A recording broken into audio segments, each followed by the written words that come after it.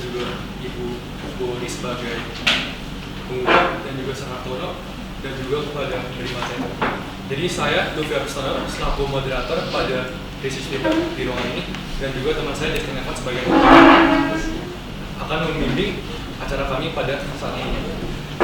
Jadi rangkaian acara kami pada hari ini yaitu memberi materi, akan memberikan materi selama 20 menit, kemudian akan disusuli oleh sesi tanya jawab yang akan diberikan oleh penguji dan juga audiens. Kemudian juga ada sesi tanggapan dari orang tua.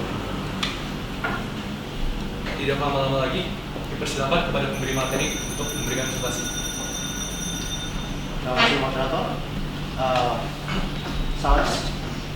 Selamat siang, Bapak Ibu guru pengawas, orang tua, teman-teman yang siang, dan tamu terundang.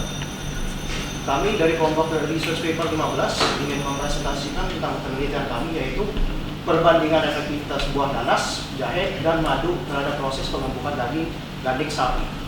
Saya adalah Maurice Toncung, ini akan saya Robert Asihi dan Francis Kusapano Aditya.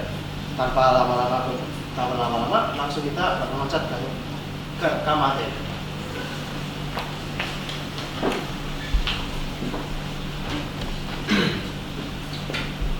Daging sapi adalah jenis daging yang paling banyak dikonsumsi kedua setelah ayam.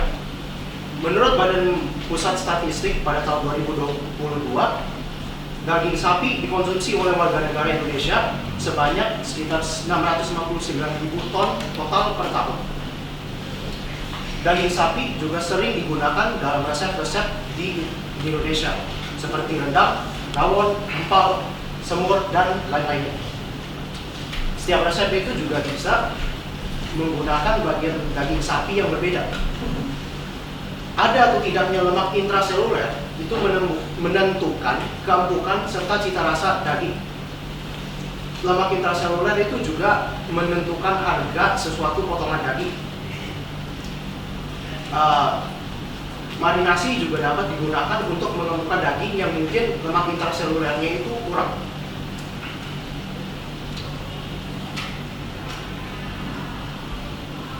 Untuk penelitian kali ini, kami menggunakan potongan daging gandik yang terkenal dengan lemak intraseluler yang sedikit, sehingga daging gandik itu terlalu alot untuk dinikmati.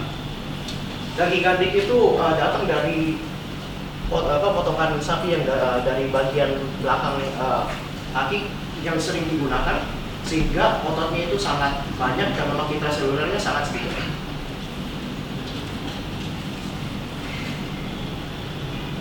Untuk penelitian kami, itu kami menentukan menggunakan 3 bahan marinasi, yaitu nanas, madu, dan jahe.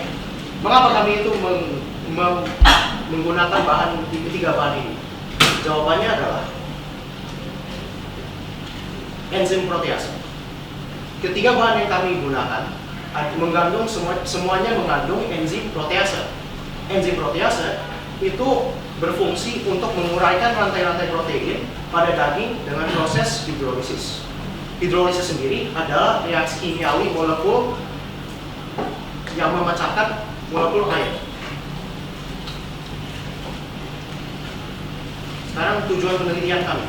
Tujuan pertama, mengetahui bahan pengembuk yang paling efektif antara nanas, jahe, dan madu dengan metode marinasi. Dan tujuan kedua adalah pengaruh waktu marinasi terhadap pengembukan daging, tepatnya pada waktu 1 jam, 2 jam, dan 3 jam untuk mengetahui pengaruh waktu. Presentasi akan dilanjutkan oleh rekan saya, Robert Asihi. Silakan. Oke, baik, terima kasih Mr. Sekarang saya Robert Asihi akan menjelaskan mengenai bagian metodologi. Tapi sebelum itu saya akan menjelaskan lebih dahulu untuk variabel bebas, variabel terikat, dan variabel kontrol penelitian ini.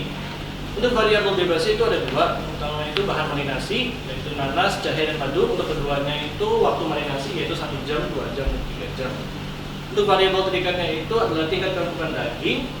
Variabel kontrolnya itu ukuran jenis daging, waktu pemasakannya, sama juga metode pemasakannya. Nah, ini adalah alat-alat yang digunakan dalam penelitian ini. Ada penimbang untuk mengukur beratnya daging, air fryer untuk memasak daging, blender untuk menghaluskan nanas dan jahe, tisu itu untuk mengeringkan daging sebelum dimasak menggunakan air fryer, ziplock bag sebagai media tempat terjadinya proses marinasi, dan pisau itu untuk memotong daging. Bagaimana cara kita memperoleh data tingkat kelembutan daging? Kita menggunakannya dengan menggunakan alat texture analyzer. Texture analyzer ini kami gunakan untuk memperoleh data yang dipijakkan oleh Universitas Pelita Harapan. Data yang diperoleh dari alat ini itu dalam satuan Newton dan yang akan kemudian dipresentasikan dalam bentuk grafik. Cara menggunakan texture analyzer, kita menaruh daging pada bagian loft cell di texture analyzer ini. Kita tinggal menyalakan mesin, dan kemudian setelah mesin selesai melakukan pengukuran, kita tinggal mencatat data untuk daging tersebut itu tingkat kelembutan dagingnya untuk apa. Dagingnya tersebut itu dicatat juga berdasarkan menggunakan bahan marinasi apa dan dimarinasikan selama berapa lama. Ini adalah bahan-bahan yang digunakan dalam penelitian ini. Madu, nanas, dan jahe itu digunakan sebagai bahan marinasi, dan air itu digunakan untuk melarutkan bahan-bahan marinasi ini. Daging sapi itu sebagai jenis daging yang digunakan dalam penelitian ini. Nah, ini adalah langkah percobaan yang terjadi dalam penelitian ini. Saya akan jelaskan secara lebih singkat. Jadi yang pertama itu kita siapkan alat dan bahan dengan tangan yang besi. Kita memblender nanasan jahe hingga halus sehingga nanti dapat dilarutkan menggunakan air. Kemudian kita akan larutkan nanas yang sudah halus, jahe yang sudah halus, sama juga madu, menggunakan sampai hingga konsentrasi 25% menggunakan air. Kenapa konsentrasinya 25%? Karena dari salah satu studi kasus yang kita lihat, nanas itu paling efektif pada konsentrasi 25%. Sehingga agar kita dapat bandingkan dengan bahan-bahan lain, kita samakan konsentrasinya untuk semuanya 25%. Simpanlah larut semua larutan marinasi pada tempat yang aman. Kemudian daging ganti kita bawa ke suhu ruangan sebelum dilakukan apapun. Potonglah daging ganti ke potongan-potongan kecil. Masukkan daging ganti yang sudah dipotong ke dalam ziplock yang berbeda dengan larutan marinasinya masing-masing. Masukkanlah ziplock bag tersebut ke dalam kulkas sampai proses marinasi selesai. Dalam penelitian ini 1 jam, 2 jam, dan 3 jam. Setelah itu, setelah waktu marinasi selesai, keluarkanlah daging dari ziplock bag dan keringkan dengan tisu sebelum dimasak dengan menggunakan air fryer selama 7 menit dengan suhu 200 derajat Celcius.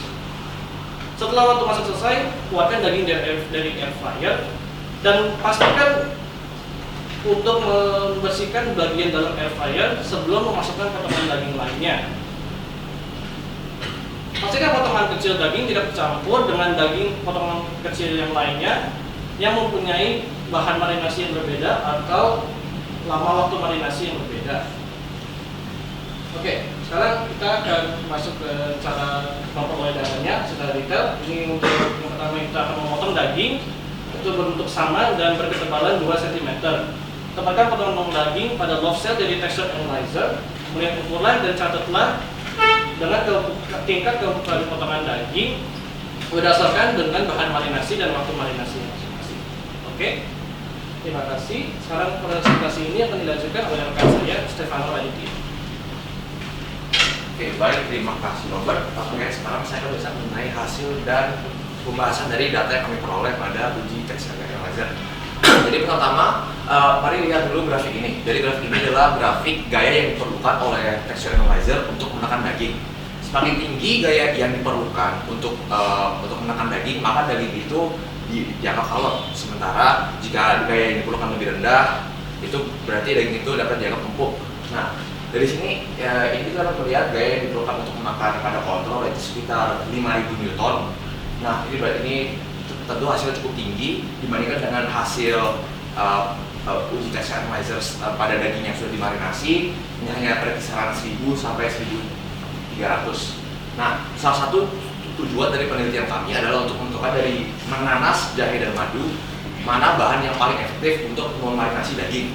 Nah, untuk mencari ini kami mengambil data waktu marinasi yang paling lama, yaitu untuk marinasi 3 jam untuk semua bahan, lalu membandingkan perubahan dari gaya yang diperlukan dengan dari kontrol dengan daging yang diberi perlakuan marinasi. Sebagai contoh, jadi untuk jahe ini jadi kurang lebih peningkatan sekitar 4000 Newton yang dibandingkan dengan kontrol. Dan perbandingan ini kami relatifkan dengan kontrol dan diubah dalam bentuk persen. Dan dari hasil perhitungan itu kami dapatkan bahwa marinasi dengan jahe meningkatkan pembukaan sebesar 79,7% dibandingkan dengan kontrol, dengan nanas itu meningkat sebesar 72,6%, dan oleh madu meningkatkan pembukaan sebesar 74%. Dari analisis ini kami menyimpulkan bahwa jahe adalah bahan yang paling efektif dalam mengemukan daging. Setelah hasil literasi lebih lanjut untuk mengapa hal ini dapat terjadi, ini karena enzim yang terkandung dalam jahe, yaitu enzim zingibaid, itu memiliki derajat hidrolisis yang lebih tinggi dibandingkan dengan enzim bromelain pada nanas dan enzim protease pada madu. Baik, boleh lanjut. Oke, baik. Jadi tujuan dari penelitian kami yang lain adalah untuk mencari pengaruh dari lama waktu marinasi terhadap peningkatan pembukaan daging. Nah, bisa lihat pada grafik ini kurang lebih sama dengan grafik sebelumnya, hanya saja grafik ini lebih rinci dengan menambahkan marinasi pada 1 jam dan 2 jam untuk nanas, jahe, dan juga madu. Nah, kalau melihat sekilas dari grafik ini, kami sudah dapat menyimpulkan bahwa lama waktu marinasi mempengaruhi peningkatan pembukaan daging dengan dia untuk setiap bahan terdapat peningkatan yang berkala dari sekitaran 3.000 lalu ke pertengahan 2.000 lalu menjadi sekitar 1.000-an. Nah, selain itu kami juga menemukan bahwa pada setiap jamnya itu ada bahan marinasi yang meningkatkan pembukaan secara signifikan. Sebagai contoh, pada jam pertama itu adalah madu. Cara kami mempertimbangkan bagaimana bahan ini meningkatkan secara signifikan, kami membandingkan peningkatan dari gaya sebelumnya dengan jam berikutnya. Dan sebagai contoh, pada madu ini kita meningkatkan dari 5.000 menjadi 2.600, itu meningkatan sekitar 2.400. Lalu kami bandingkan dengan bahan-bahan yang lain pada nanas dan jahe. Nanas meningkat hanya 1.500, pada jahe meningkat hanya 2.000. Maka dapat menunjukkan bahwa jahe madu dibandingkan dengan nanas dan jahe meningkatkan pembukaan secara lebih signifikan daripada nanas dan jahe. Hal itu kami ulang untuk juga jam kedua dan jam ketiga. Kami mendapatkan pada jam kedua itu nanas yang paling signifikan, dan pada jam ketiga jahe adalah yang paling signifikan. Setelah studi lebih lanjut, kami sekali menemukan ini karena ada waktu kerja enzim dan derajat hidrolisis yang berbeda antara enzim-enzim yang kami pada nanas, jahe, dan juga madu. Nah, kenapa enzim zingibaid ini itu tadi disebut sebelumnya lebih mungkin derajat hidrolisis yang tinggi, namun baru terlihat pengaruhnya pada saat jam 3. Nah, ini karena dia memang bekerjanya lebih lambat, tapi jumlah yang dihasilkan itu lebih besar dibandingkan dengan enzim pada nanas. Sebagai contoh, enzim bromelain dia bekerja lebih cepat, tapi dalam jumlah yang lebih sedikit, sehingga semakin lama dilakukan dia jumlahnya tidak sebanyak dengan enzim pada jahe. Untuk enzim pada madu itu sejauh dari studi kami belum banyak penelitian yang membandingkan enzim pada enzim pada madu dengan enzim pada bahan-bahan lain yang memiliki enzim protease, sehingga kami hanya dapat memperkirakan bahwa kemampuan enzim pada madu memiliki kemampuan yang kurang lebih sama dengan enzim bromelain pada nanas. Oke, baik, sekian dari pembahasannya. Oke. Baik, sekarang untuk kesimpulannya, pertama adalah bahan marinasi yang paling efektif dari ketiga bahan yang kami uji adalah jahe. Lalu kami juga menemukan bahwa waktu marinasi berpengaruh terhadap tingkat pembukaan daging. Selain itu, pada setiap jamnya terdapat waktu di mana setiap bahan itu memiliki peningkatan yang paling signifikan, yaitu pada jam pertama adalah madu, jam kedua adalah nanas, dan jam ketiga adalah jahe. Saran kami untuk para peneliti yang memiliki niat untuk modifikasi atau memodifikasi, kami memiliki beberapa saran. Jadi pertama itu mencari konsentrasi yang paling efektif untuk setiap bahan marinasi. Seperti yang dijelaskan oleh teman saya Robert tadi, yang menjelaskan bahwa kami hanya menggunakan konsentrasi yang sama untuk jahe dan juga madu karena 25% konsentrasi untuk nanas itu apa yang untuk nanas, maka untuk memudahkan penelitian kami menyamakan semuanya menjadi 25%. Lalu dapat digunakan juga bahan-bahan seperti kecap asin, daun pepaya, dan air lemon. Nah, kami menggunakan bahan-bahan ini karena dalam studi kami ada beberapa bahan-bahan ini muncul sebagai bahan perbandingan untuk dengan jahe maupun nanas. Selain itu, dapat juga menggunakan bagian ukuran potongan yang berbeda. Seperti contoh, dapat diubah ketebalan dagingnya atau menggunakan potongan bagian daging yang berbeda seperti bagian flank atau bagian cap. Ya baik, kalau itu adalah daftar pustaka kami. Sekian, terima kasih.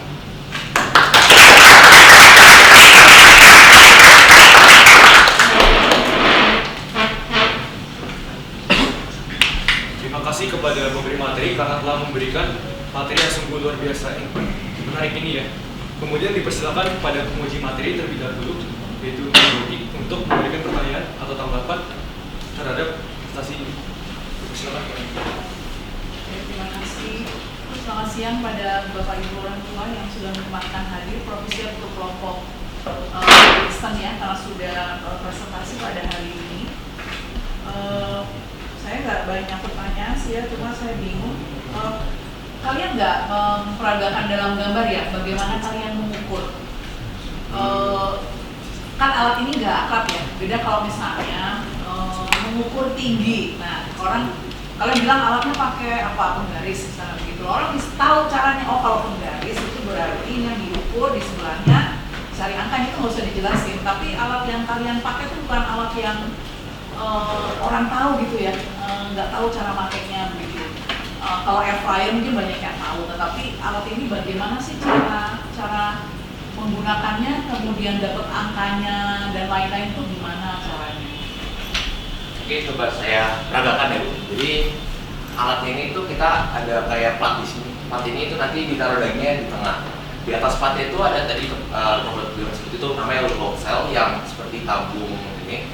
Nanti potongan daging itu bakal ditaruh di tengah platnya.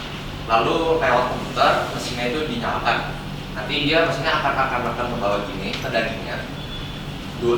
Sepertinya kalau main itu dua kali. Jadi dia akan menghitung rata-rata dari setiap tekanan itu. Nah, nanti gaya yang dia diperlukan itu dia tuh bakal kirim datanya ke komputer dan disajikan dalam bentuk grafik. Jadi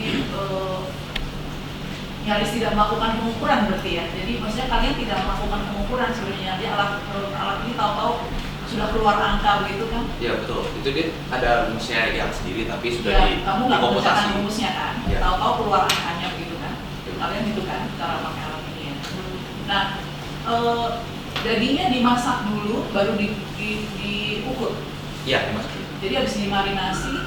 Dimasak dulu. Ya. Dimasak dulu. Masuk dalam air fryer baru nanti kita bawa ke labnya. Nah, apakah cara mengukurnya memang harus dimasak dulu? Iya. Karena yang pas kami coba mikir konsepnya bagaimana itu, anggap itu kayak dagingnya itu akan digunakan untuk dikonsumsi. Maka dari itu kami masak dulu dagingnya. Saya boleh dilihatin ke videonya di sini. Bagaimana efektivitas pewarnaan? Bisa memberikan dari soalnya kalau proses pemanasan itu sendiri kan sebenarnya menyebabkan perubahan struktur di jaringan ikat ya. Nah, bagian daging itu biasanya yang itu adalah jaringan ikatnya justru, ya kan? Nah, pasti jaringan ikat, kalau misalnya jaringan ikat padat kayak begitu. Terus apalagi jaringan ikat padat teratur itu makin rapat lagi, makin susah lagi di hidrolisis gitu. Nah, proses kalau saya tadi iseng-iseng nyari jurnal yang lain gitu ya. Proses pemasakan itu sendiri itu menyebabkan penyusutan. Jadi air fryer itu setahu saya kan prinsipnya memang mengeringkan ya. Dia model masaknya mengeringkan begitu. Jadi kalau ada makanan kita misalnya ikan gitu ya, kemudian kita pakai air fryer begitu, nanti keluar tuh dia jadi lebih kering. Nah, proses pengeringan itu sendiri kemudian dan pemanasan dan pengeringan itu sendiri menyebabkan pengerutan pada serat otot. Nah, itu kalau ada pengerutan pada serat otot itu kemudian cairannya kan hilang berarti kan ya, apalagi di air fryer kan, cairannya tuh hilang jadi lebih kering. Nah itu berpengaruh nggak sama hasil penelitian kalian? Jadi soalnya udah pasti menjadi lebih keras dagingnya. Oke, kalau dari yang kami coba itu seharusnya itu nggak bakal berpengaruh ya. Soalnya tujuan dari kami menggunakan enzim protease itu kan untuk memecah ikatannya sendiri kan, ikatan dari proteinnya sendiri, Ya. bukan airnya juga.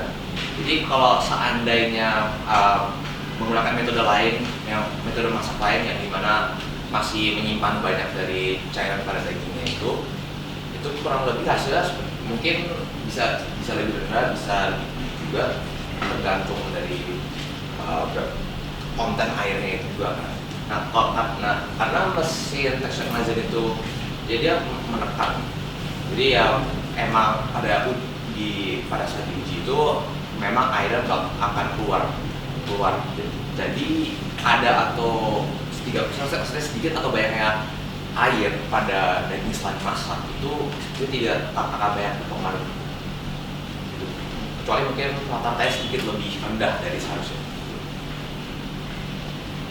Nah justru kalau kadar air itu dikurangi, pernah coba kerupuk yang udah melempok.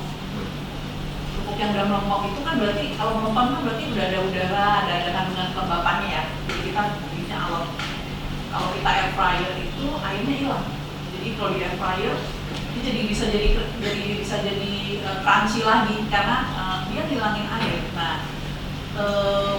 jadi kalau tadi misalnya Stefano bilang bahwa nggak mengukur kadar air ya, dengan pakai air fryer udah mau otomatis airnya udah berpengaruh di situ karena kadar airnya sendiri udah berkurang. Nah air itu kan berasal dari jaringan-jaringan yang ada di dalamnya, termasuk pengerutan otot itu ya. Di ototnya kenapa ototnya mengkerut? Karena dipanasin. Nah dipanasin mengkerut, kadar airnya kurang. Nah logikanya kalau otot mengkerut itu justru dia menjadi lebih kalau kurang air itu malah justru jadi logikanya menjadi lebih keras. Nah ada literatur yang lain lagi itu pernah bilang, ada menulis itu bahwa justru proses pemasakan itu malah termasuk diantaranya seolah-olah kayak menghidrolisis tapi membuat molekul protein itu jadi nggak stabil. Nah karena dia nggak di mana-mana molekul kalau nggak stabil dia akan cenderung berikatan sama yang lain lalu malah membentuk ikatan yang baru. Jadi membuat saya jadi ingat ketika saya baca ini jadi ingat ketika CC24 Iya. CC23 itu ekskursi di Kartasari. Pak Edu tuh pernah minta sisi konsusi menyediakan daging banyak begitu. Lalu ceritanya mau di barbecue. Nah di barbecue, kalau orang barbecue itu kan malah cuma dipotong tipis-tipis, dimarinasi langsung dibakar. Nah tapi beliau karena desakan orang tua takut dagingnya ada cacing dan lain, direbus dulu dagingnya. Nggak tahu Pak Hartono waktu itu, nggak datang ya? Nggak ada kata mereka. Itu. Angkatan Oh iya. yang di Kertasari gitu.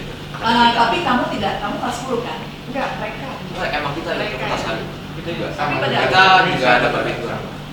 tapi kamu nggak ada pakar edu kan? Ada.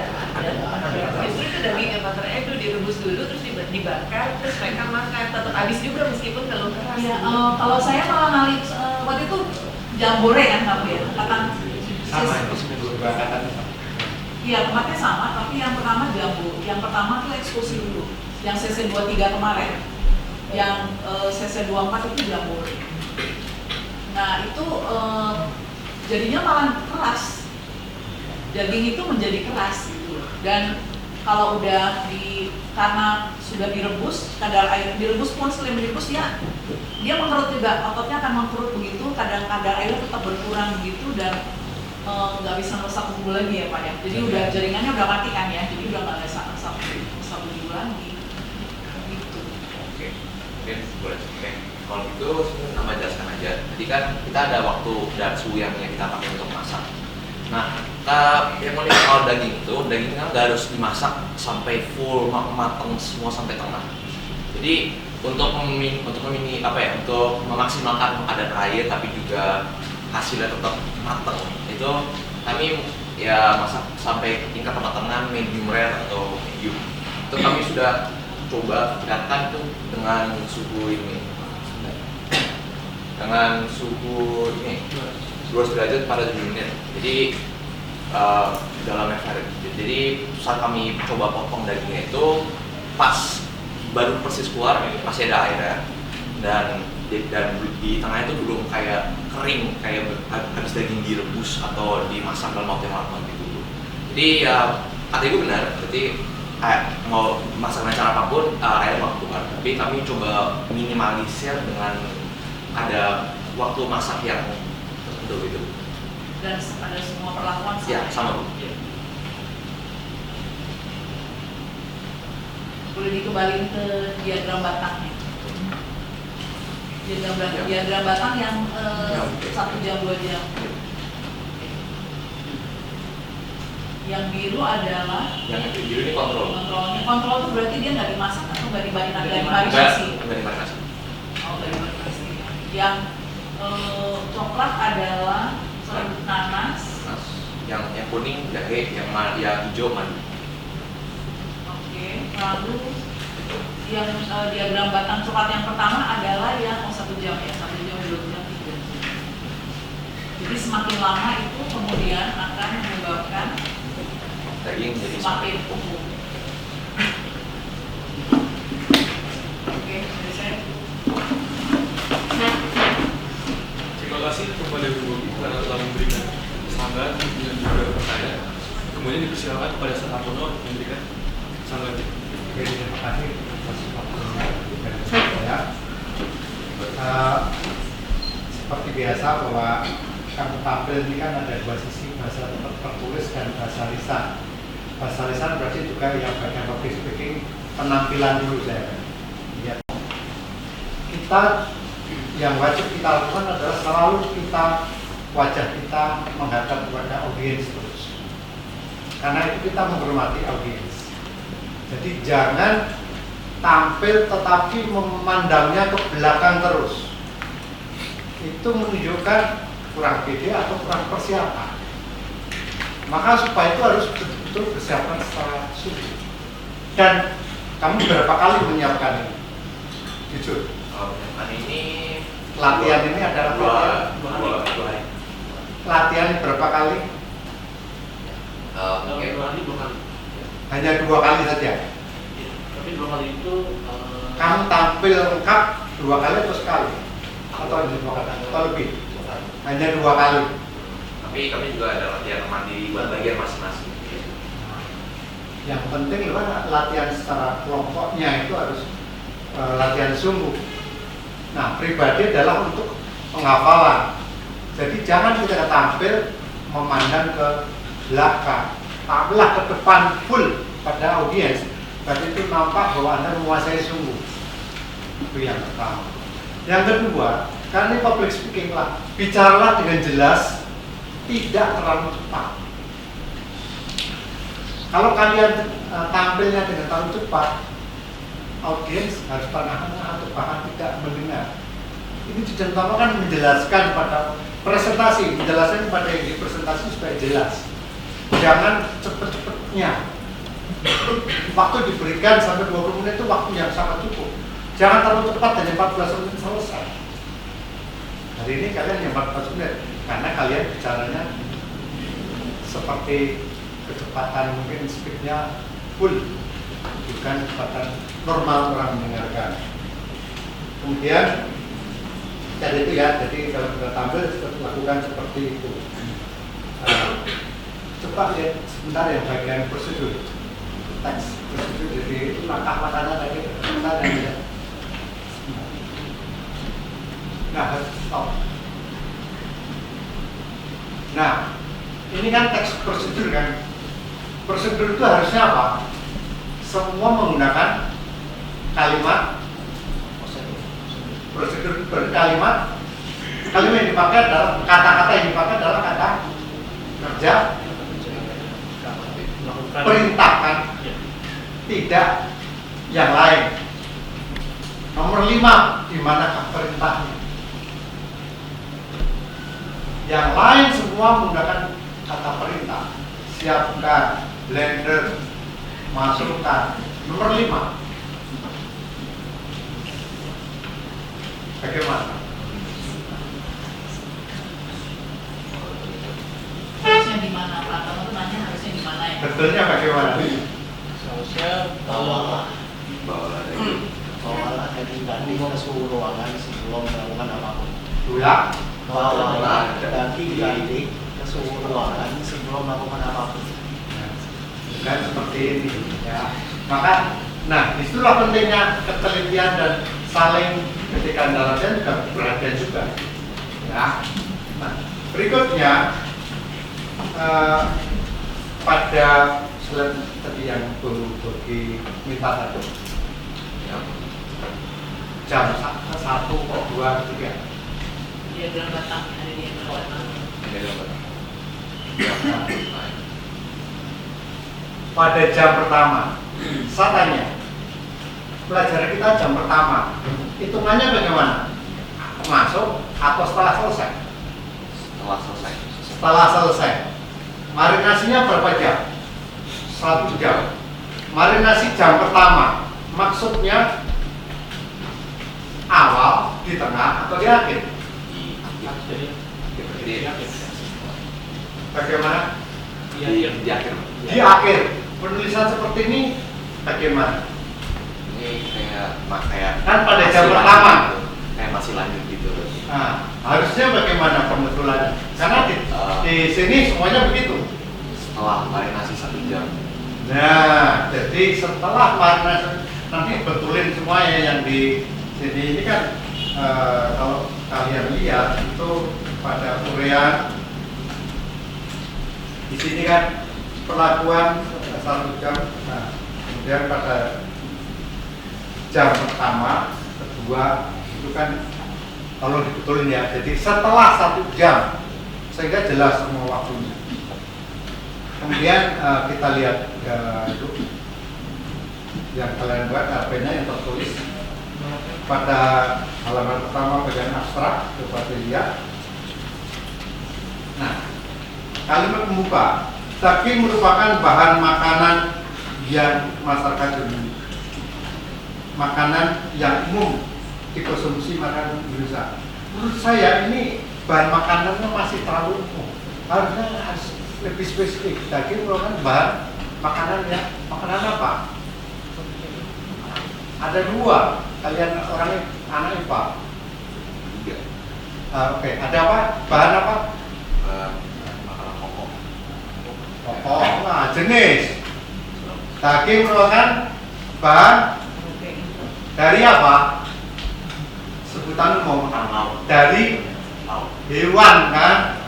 Berarti bahan makanan hewani. Nah, sehingga pembaca langsung jelas.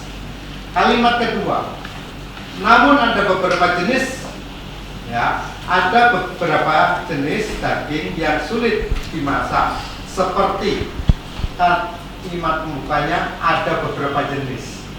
Tapi seperti, kata seperti merupakan kata pemerinci, bukan? Kalau merinci berarti diperinci berapa? Lebih dari 1. Kalau kalian menggunakan beberapa, mestinya ada lebih dari 1 kan? Ya. Ini cuma seperti 1 hal. Kalau dibetulin. Ada berapa jenis? Bla satunya.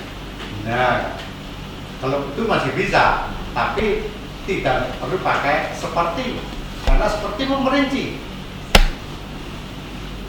Di revisi nanti ya ini berikutnya. Terus pada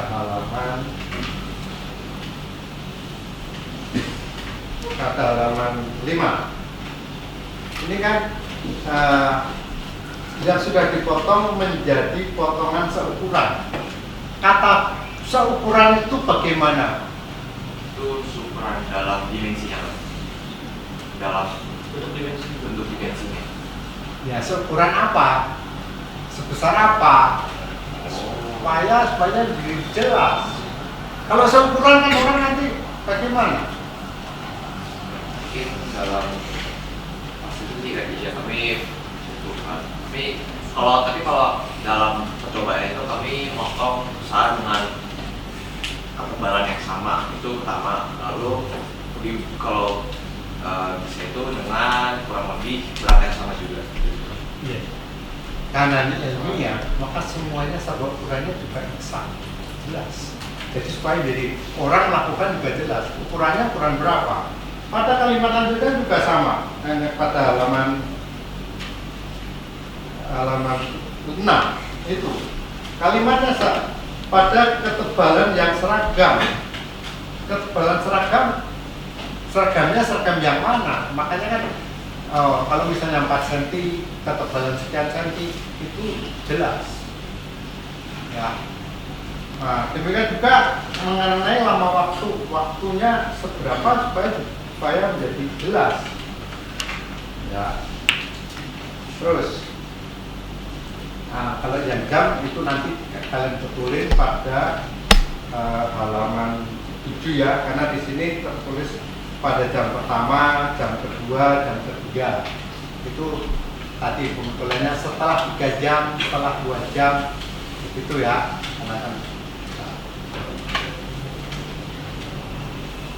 Kemudian pada halaman terakhir pada kesimpulan, coba kalimat Anda baca ya, kalimat mulai sebelumnya itu di atas kesimpulan. Salah satu baca kelas. Sebelum kesimpulan ya, di atas kesimpulan. Sebelumnya dijelaskan. Sebelumnya dijelaskan bahwa kerja enzim baik dari jahe bekerja lebih lambat dari inulin. Namun dapat membuktikan bahwa pengelompokan dengan jahe menunjukkan hasil yang paling efektif karena dari hidrolisis yang jauh lebih tinggi. Oke. Apakah kata namun di sini tepat atau tidak?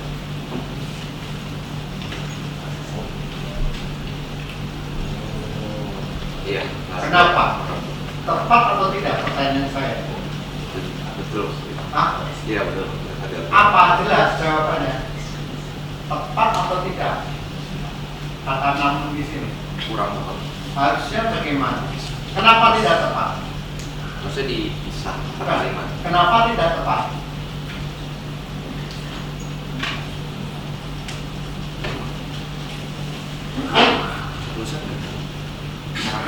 Ini hubungan dengan pengetahuan bahasa. Dan umum selalu sering menggunakan seperti ini dan itu tidak betul. Kenapa kata namun di sini salah? Karena kita bukan kayak melawan kaos sebelumnya, tapi kayak lebih. Penjelasannya adalah kata namun boleh nggak namun di tengah kalimat? Nggak harus di awal. Harusnya bagaimana? Saya itu di sebelum namun titik baru namun. Nah, itu jawabannya begitu. Jadi pengertiannya jelas. Oh, saya tidak boleh mengatakan namun itu konjungsi, tetapi tidak boleh ditulis di tengah, harus di awal kalimat.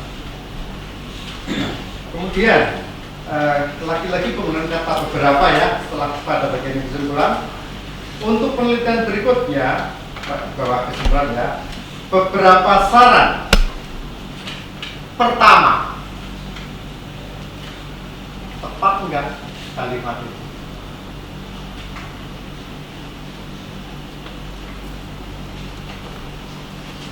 Kalau orang menggunakan atau kalau kita membaca pertama, apa yang kita cari berikutnya? Kedua, ketiga, dan seterusnya. Ini pertama, setelah itu tidak ada.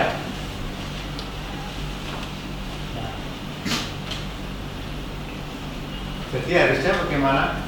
Yang langsung aja langsung aja menyatakan sarannya atau enggak untuk yang sebenarnya dibeli kedua dan ketiga. Oke, jadi itu nanti dibetulin ya. Oke, yang terakhir semua menjawab masing-masing. Kalian telah membuatnya semua, yang capek-capek. Pengalaman kau apa? Value apa? Nilai apa yang kalian perlu? Masing-masing bisa. Dan break semua cara masing-masing. Pasti yang saya dapatkan capek-capek. Cuma karena hobi atau berbeda gara-gara Pak ini itu atau apa? Silakan.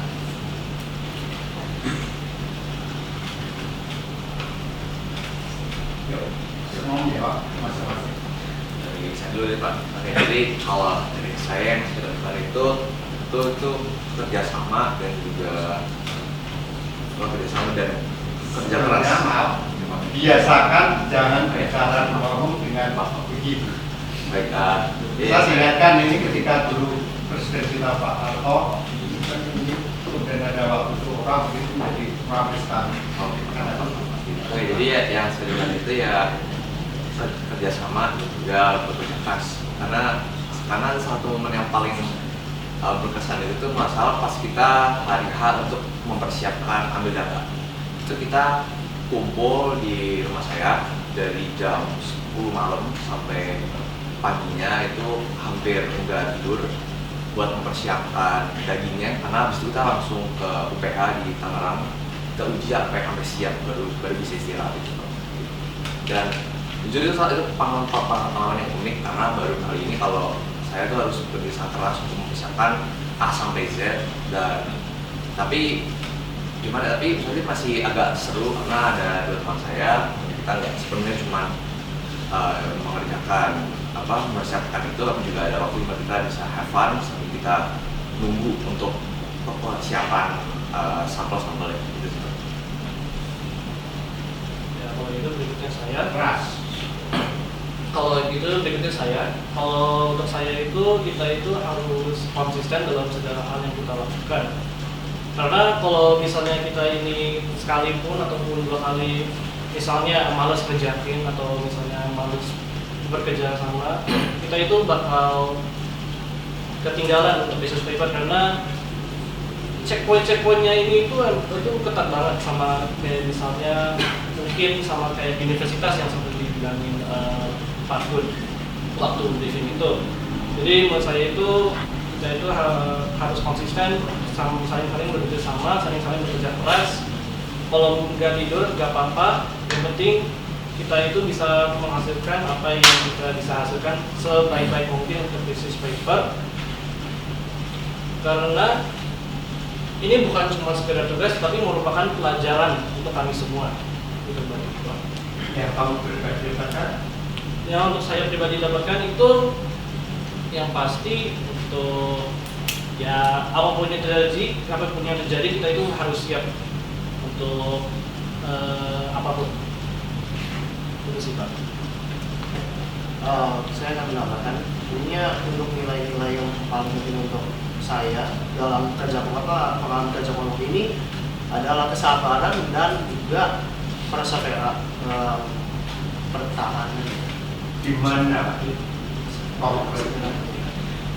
Persevera dan kesabaran terutama kalau misalkan ada teman-teman yang misalkan Bukan Anda, ini yang sudah terjadi. Perseveranya di mana? Sabar di mana? ya kesabaran itu berada di misalnya kayak ada teman-teman saya yang Bukan ini. Kalian bertiga ini yang konkret kamu alami, bukan kata orang. Jelas tidak? jadinya Kamu bertiga sedang kerja ini. Pusat jengkel sama regenerasi ini. Karena dia begini, ini yang saya inginkan. Kamu dapat apa dari bertiga ini? saya dapat dari kesabaran kadang-kadang Sabarannya gimana? Kamu menjadi harus sabar ketika Stefano bikin saya marah atau apa? tidak pada saat Apa? Katakan nggak apa-apa ini kan ini Pada saat misalkan si Robert kadang-kadang lupa ada kerja kelompok karena dia itu lagi makan, misalkan ya.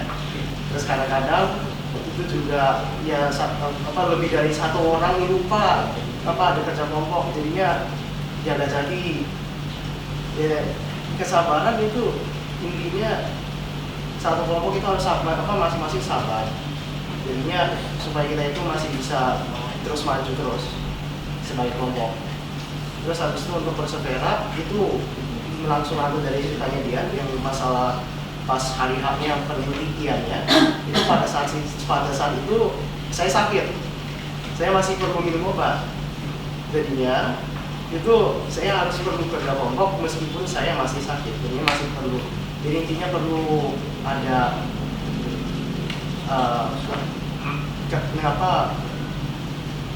persevera ya gitu saja. Terima kasih Hartono atas sanggahan dan juga pertanyaannya. Kemudian dipersilakan kepada audiens untuk memberikan pertanyaan.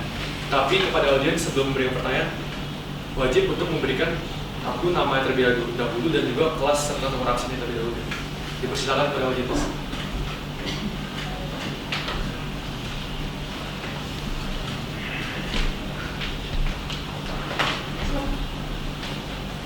Baik, selamat sore Bu Bogi, Sir Hartono, Bapak Ibu orang tua dan teman-teman semua. Pertama-tama saya mengucapkan propisiat karena teman-teman yang di depan sudah mampu mempresentasikan presentasinya dengan baik. Pertanyaan saya satu, kita kan sudah tahu semua bahwa kesimpulannya jahe adalah bahan yang paling efektif untuk meningkatkan kelembupan daging. Pertanyaan saya, apakah bentuk jahe berpengaruh terhadap tingkat kelembupan daging? Karena dari presentasi tadi saya belum melihat apakah jahe ini diiris-iris, dipotong-potong ataupun dimarinasi. Apakah itu akan berpengaruh terhadap tingkat kelembupan daging atau enggak? Itu saja. Mungkin boleh langsung jawab saja. Ya, boleh. Ya. Tadi sudah dijelaskan ya di metodologi yang tanpa percobaan. Itu kita larutkan semua bahan dalam konsentrasi 25% kecuali madu. Jadinya untuk melarutkan menjadi konsentrasi 25% itu kami blender sampai jadi halus, terus habis itu kita larutkan dalam air. Jadinya jahe juga termasuk, jadi di blender terus dilarutkan dalam air.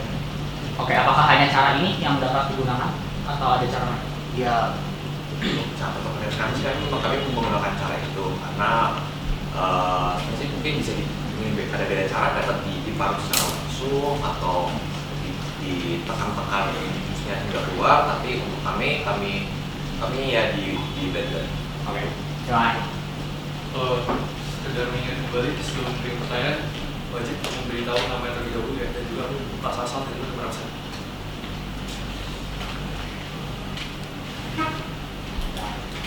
Oke lah, saya Wilberti dari kelas 105 absen 34. Pertama-tama saya ucapkan propisiat dulu ya terhadap teman-teman yang ada di depan sudah bisa mempresentasikan research papernya dengan baik. Mungkin pertanyaan saya itu sederhana.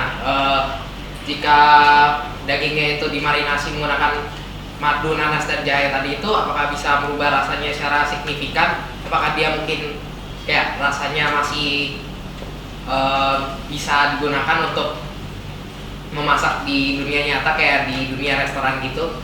Bisa diubah pakai garam dan lada?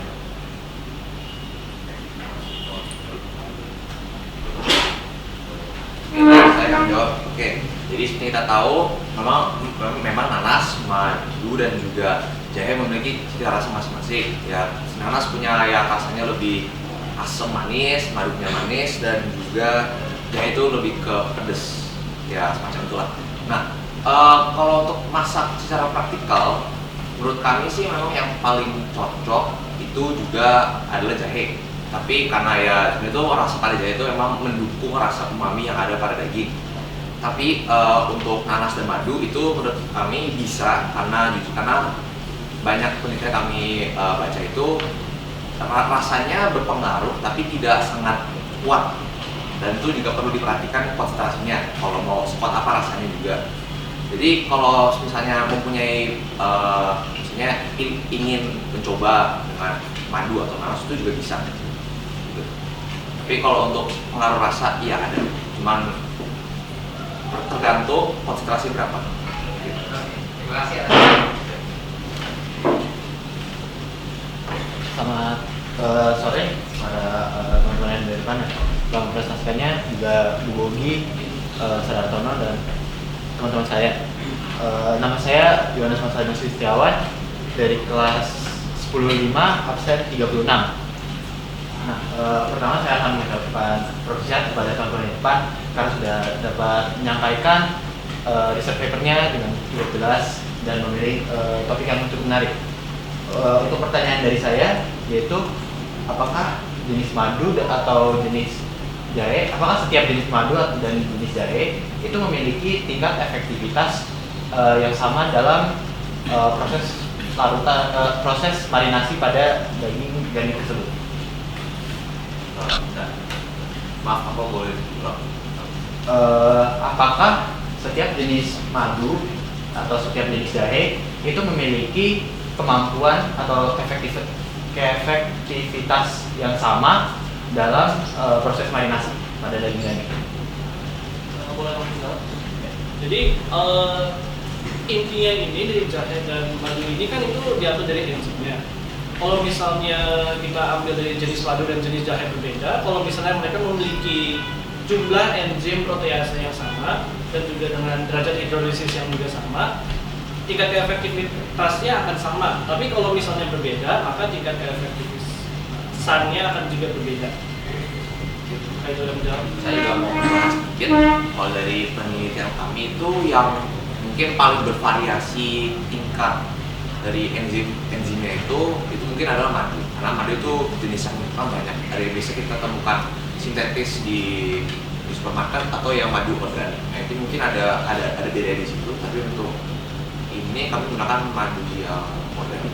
Jadi seharusnya kontennya ada. Terima kasih. Apakah masih ada pertanyaan? Masih ada waktu untuk sesi tanya jawab? Seperti yang sudah tidak pada, namun sebelum kami menutup acara RP ini atau research paper ini, dipersilakan pada orang tua untuk memberikan tanggapan atau juga saran kepada pemberi materi. Dipersilakan kepada orang tua. Ya, terima kasih. Sebelumnya profesiat dia buat Stefano Holdingnya, saya orang tua dari Stefano. Secara umum sih, saya melihat mereka udah kerja keras ya, saya tahu karena ngerjainnya juga kebetulan di rumah, jadi saya tahu mereka itu ngapain aja gitu. Jadi pada intinya sih, saya menghargai usaha kerja keras mereka untuk dapat ini loh namanya mencoba untuk meneliti sesuatu yang mungkin baru sekali ini mereka kerjakan. Jadi saya lihat juga dari timbangnya mereka, terus mungkin dari komunikasi yang setiap hari mereka lakukan, jadi bisa tersaji seperti yang sekarang ini. Terima kasih.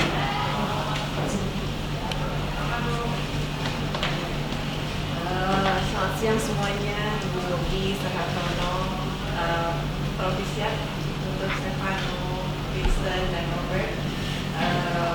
Suatu presentasi yang sangat membanggakan, terutama bagi saya dan saya yakin bagi orang tua yang hadir di sini. Ya, sesuatu yang tidak disangka bahwa kelas 12 sudah bisa melakukan penelitian sebesar ini, kemudian sudah bisa mempresentasikan hasilnya dan hari ini bisa membuktikan bahwa sudah bekerja dan membuktikan bahwa sudah bisa menulis secara ilmiah dan mempresentasikan dengan baik. Sekali lagi, profesiat dan terima kasih.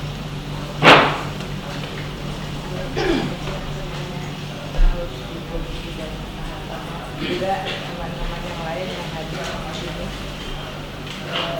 Saya terus terang aja pertama mengucapkan terima kasih atas bimbingan dan pendampingan selama proses pembuatan riset paper ini. Vincent di keluarga kami adalah anak bungsu, jadi saya amazing juga. Ternyata anak saya yang bungsu yang semula masih anak kan mungkin sekarang sudah mulai bisa lebih dewasa lagi dan lebih apalagi berpikir ilmiahnya lebih berkembang. selama di SMA Kanisius ini, ya tentunya tidak lepas dari semua pengajaran dan pendidikan yang dilakukan di SMA Kanisius. Saya merasa bersyukur dan terima kasih juga kepada teman-teman sekelompok, Stefano, Robert, yang juga mungkin punya kesabaran tadi ya, Winston bilang. Ya, mungkin dari saya itu aja. Terima kasih.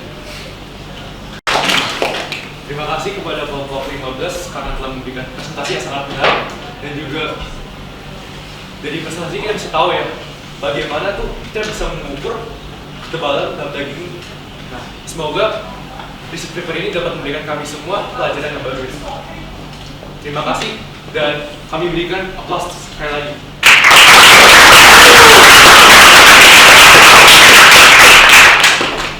Research paper ini sudah selesai. Terima kasih.